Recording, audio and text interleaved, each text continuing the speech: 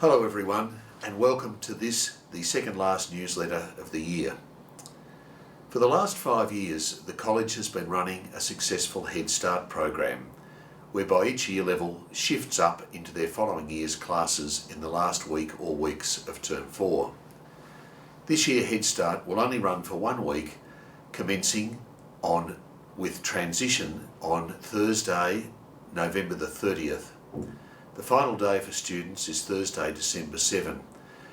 A video has been put together by Lisa Pope and John Mitchell that explains all the timetable changes and the change structure of each week, including specific details on changes for each year level.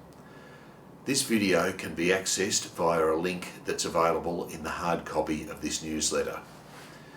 I must say I still remain bemused by the disinformation that's been circulating for much of this year, suggesting that our students are going to have a day off each week next year as part of the timetable changes. This is not correct, and I'm happy to assure you that students have scheduled classes 5 days a week next year, including during Head Start, and all of this is made clear in the video. School fees for 2024 have been set, and we've written to each family providing details as to why an increase in those fees has been necessary. This link can be accessed again via a link that's available in the hard copy of the video. I'd like to ask for your support in reiterating our strong expectation that once students arrive at school each morning, they may not leave the school grounds. We've recently had issues with students arriving at school and then leaving the grounds to visit local shops or the homes of friends.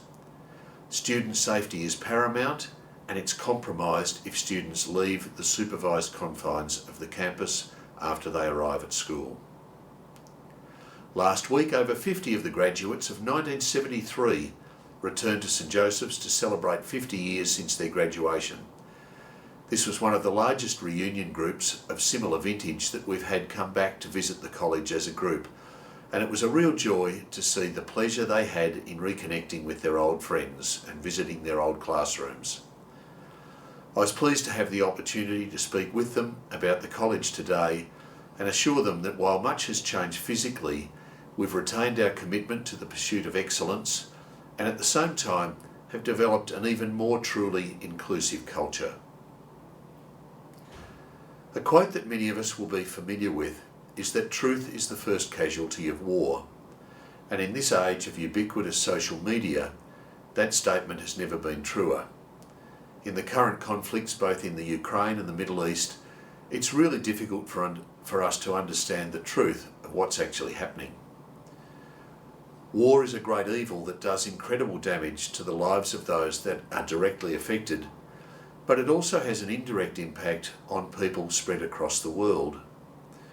One of the results of the current conflict in Gaza has been a rise in anti-Semitism across the world, including in Australia. Historically, Christians have been guilty of promoting anti-Semitism, sometimes overtly and sometimes covertly.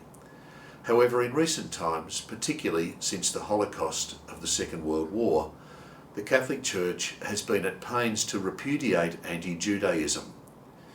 Just why anti-Semitism seems so quickly to arise is a mystery, perhaps explained by crowd psychology, the human desire for scapegoats, and partly to do with our willingness to embrace conspiracy theories.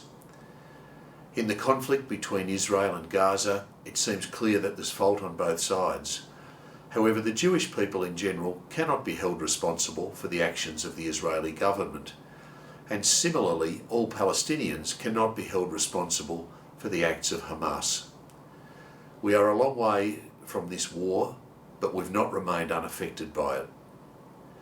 St Joseph's remains committed to the prayerful support of all people in the Middle East regarding ethnicity or religion, and to advocating for peace. At our staff meeting yesterday, we offered a prayer for peace, that wisdom may guide the Gazan and Israeli decision makers. A ceasefire was declared shortly afterwards, but I don't think those two things are connected. Wisdom is bright and does not grow dim by those who love her. She is readily seen and found by those who look for her. That's a reading from the Book of Wisdom. God bless.